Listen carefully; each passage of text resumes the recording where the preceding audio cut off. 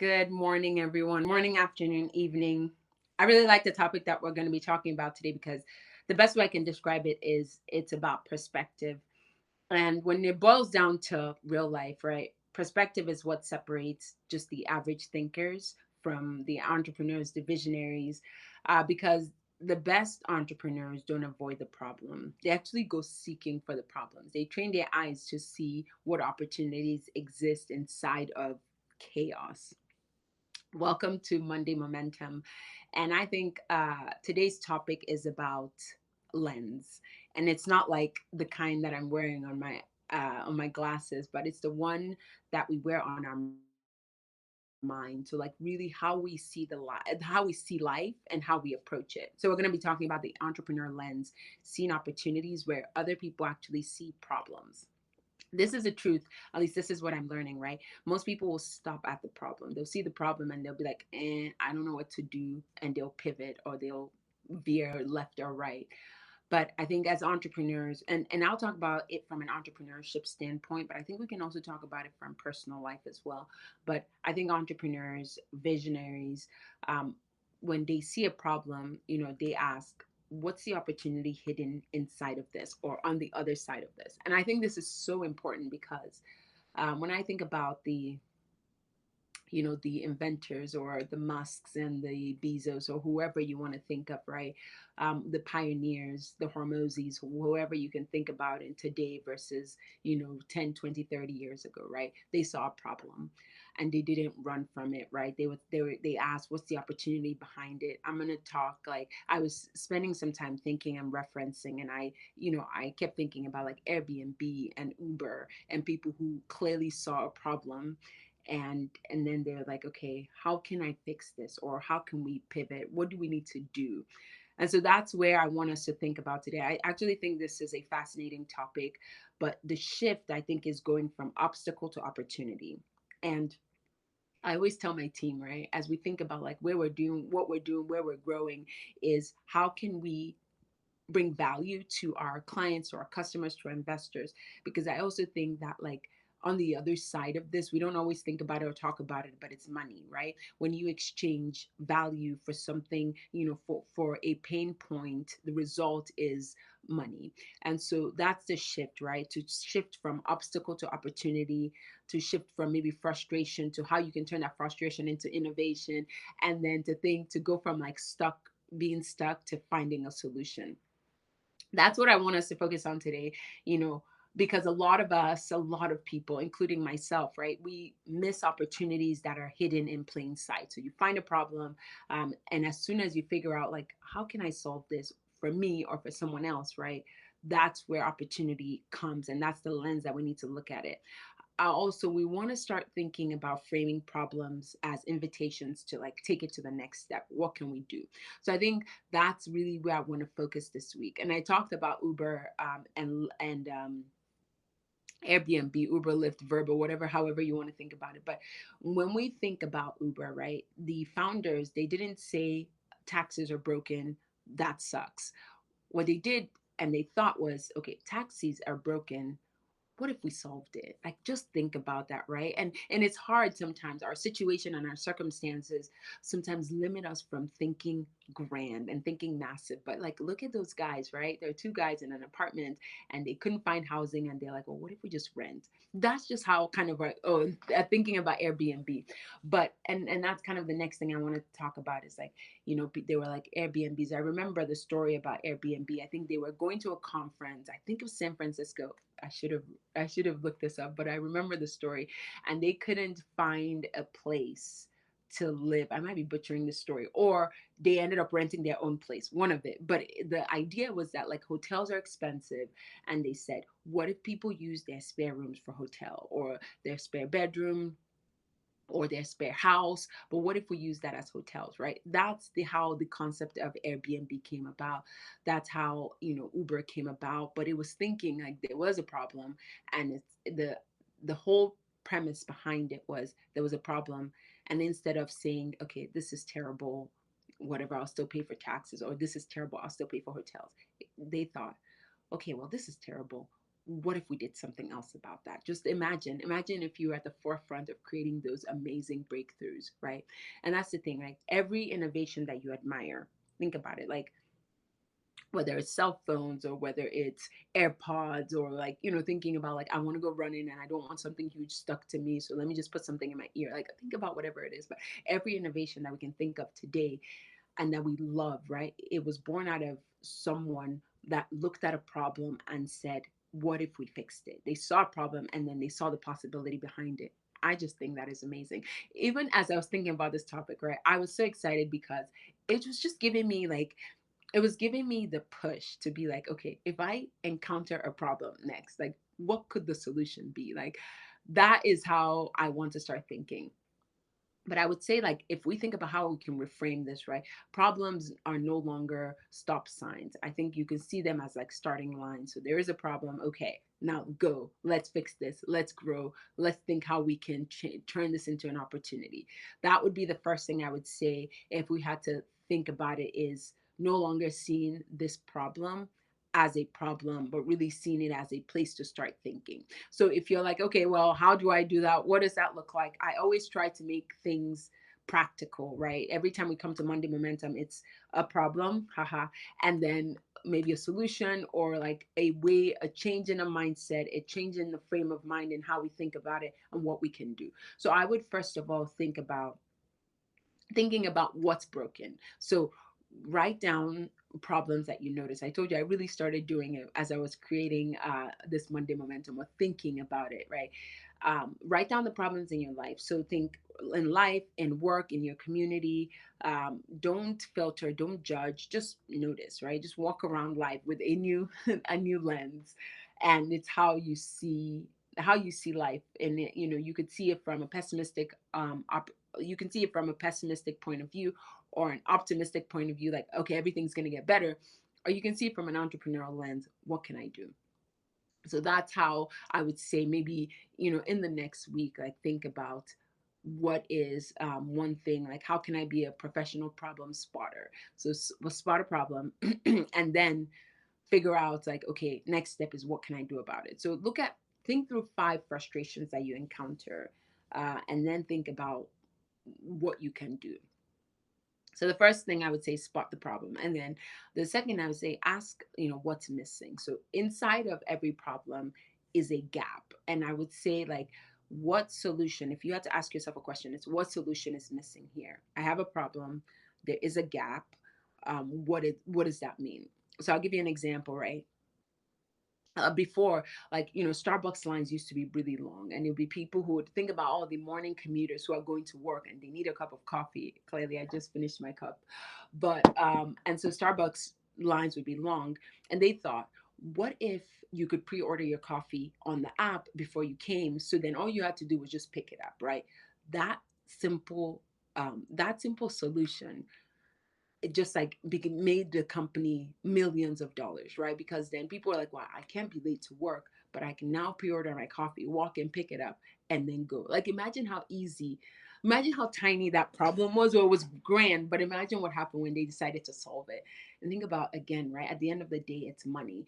They solved a problem that was a problem to their customers, to their clients, and then in return, they got the benefit of that. So I would say, if there's one, I told you to pick 5 things, right? But if there's one frustration that you're having, maybe come up with like 3 possible solutions.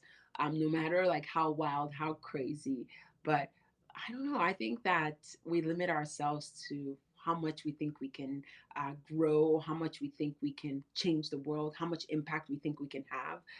And I'm like maybe on the crazy spectrum, that I think that like we can have impact, like we can make a difference. And sometimes you just need someone to pull that out of you, and sometimes you just need to be bold and be courageous enough to make that difference. Okay, so I told you the first thing to do is kind of see what's broken. That's the first question you ask. The second one, I would say, ask what's missing. So what is that? What's the gap that you need to solve for? And then the third part is kind of what I alluded to, which is what is possible, right? Instead of focusing on the obstacle, you can ask, what opportunity can I create from this? I think that's also something huge that we can think about. And this is where creativity is so important. So all of you people who might be listening to this or who are, right brain thinkers, creativity is almost like your currency, right? And I would say if we went back to that Uber example, Uber wasn't just about solving taxi problems, right? Because from that, right, it created a bunch of like gig jobs. So people now use Uber as a side hustle. It reshaped cities, and then it redefined what's possible with cars, right? And even now today, we have electronic, like self-driving cars that are now acting as Ubers. So just think about what that small problem, how much innovation got created from that, and now like look at where it's going. Like just thinking about that blows my mind. But I would say if you come up with something cool, share it with a friend, brainstorm it with someone, maybe a team member, a mentor, a friend. Just think about, and I also think like we underestimate the power of collaboration, because when we collaborate, like it expands what's possible, because somebody else would be like, oh my gosh, this is a great idea, right? Like those two friends. But that's how I want you to think about like, and I also want us, as much as I said impact, right? You don't have to build the next Uber. You don't have to come up with the next, Airbnb. But sometimes when you put on that entrepreneur lens, it's really about taking small pivots. And sometimes in your personal life or professional life, that could shift everything. So the whole premise behind my expansive life was not to live quiet, mundane, same lives, right? Like the whole point is that excitement inside of you that nobody can see, touch, feel, but you know you're called to do more, you know you're called to be more, you know you're called to impact, touch lives, right? It could just be small pivots that then snowball into something massive. So the real breakthrough I would say is that you don't need to be an entrepreneur to wear that entrepreneur lens, right? It's just the lens in which you see life. So like if you are a parent, right, you could use it to raise kids that are more adaptable. Or if you're a leader, you can use that entrepreneur lens to now use it to to build stronger teams. So you can say, okay, I see this as a problem, let's fix this for my team, right? Even like professionals, you can use it to stand out in your career. It's just the lens in which you see life. It's how you now approach life from a possibility standpoint as opposed to from a problem. And I would say, again, I talked about it in the beginning. I said this was entrepreneur and this was business, but it's not just about business, right? It's about life. It's about becoming someone who doesn't just stop at the problem, but you are creating possibilities. I think this is exciting. I don't know. I hope that someone else is kind of sitting there. My heart and my goal is that you're sitting there and you're thinking, I could be the next this, or I could create the next this for my family, for my friends, for my community, for my coworkers, for my team, for my business. Like that's how I want you to start thinking about, because it's like tiny drops, that will fill the whole ocean. So if you had to kind of walk away today, right, and I'll open it up to questions, discussions. I'd love to hear what people are thinking. And if you, even if, and I would encourage someone who has a problem to toss it out and see what even we can brainstorm. But I would say write down some problems that you encounter. And, sometimes we are like with the growth mindset, well, like we don't want to see problems, but it's not really, you're not seeing the problem and you're not fixating on it. You're seeing it as a way to improve it, as a way to think about how to change that problem into possibility. When you see the problem, ask yourself, what's the hidden opportunity here? What is the thing that I can do? How can I grow? And I would say take one baby step into solving it. And if you come up with something, maybe we'll come up with something on this call. But figure out one thing and then take a baby step towards solving it. And I bet you, like, if you did that for yourself, you would make your life easier, you would make someone else's life easier, and then who knows where it'd go from there. So I want to leave you with a final thought, right? And I kind of alluded to it earlier, but the pessimist, right? They complain about the wind. So they're like, oh, it's too windy. The optimist is going to say, well, it's going to change, right? It's going to get better. The winds will die down. But the entrepreneur is like, okay, this is a problem. What do I need to do right now to fix it, right? Or how can I change this from a problem to a possibility? And so the entrepreneur will adjust the sails to still get to where they're going. And that's how I want you, those are the lens in which I want you to see life, right? The world, I'm learning that the world doesn't belong to those who avoid the problem. So who, like if there's a problem and you're like, okay, I'm going to shut the door, I'm going to close my laptop, I'm going to close the book because the problem is going to disappear. That's not true. The world belongs to those who turn problems into progress, who see it as a, as something, as a kind of a, line in the sand, and then figure out like how to erase that and keep walking. So this week I would say, don't just see whatever it is as a problem. Don't just see the problem. Put on that lens, find the opportunity, and create the shift. And I want to encourage someone who's like sitting here listening, like this could be the beginning of something really amazing. This could be the beginning of how you can change your life, other people's life. It's really how you approach this thought and this idea. So I will leave it at that. If you have questions, comments, concerns, uh, go for it. Victor says, "Is there a daily side effect to daily caffeine intake?" That is a great question. Um, I think that there are definitely side effects to caffeine, but I think the benefits probably outweigh the risks. So, as a coffee lover, I try to look at it that way. And I don't think a cup of coffee. I think there are worse things that I can intake that will hurt me than a cup of coffee. So you will always see me with a cup of coffee. Grace says, "How do you know when it's time to double down on an opportunity versus pivot to a different one?" This is a wonderful question, and I don't want to say I have the right answer, or I know, right? I will say this: um, you have to, if you can, without a shadow of a doubt, say that um, you have put in every ounce of energy, thought, idea, plan, growth behind it. And if it's just not working, then maybe it's just not working, right? I always refer back to that book, 6 Feet from Gold. I don't know the right time to stop.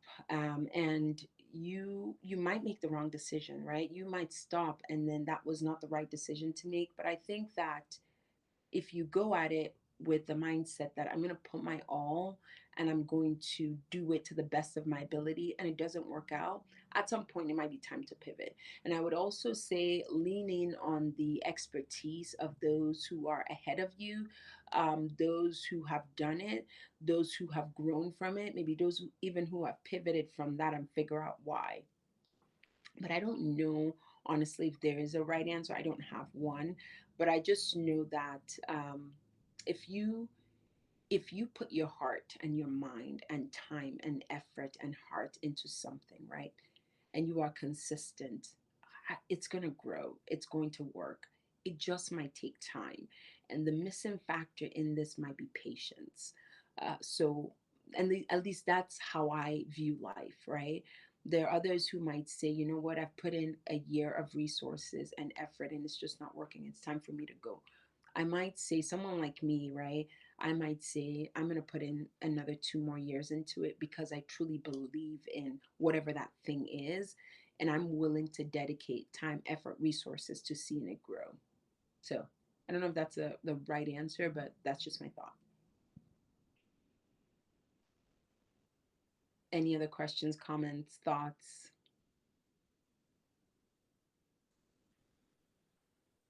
Okay, we are right on time. Thank you so much for joining in today, for being present, and I will see you guys next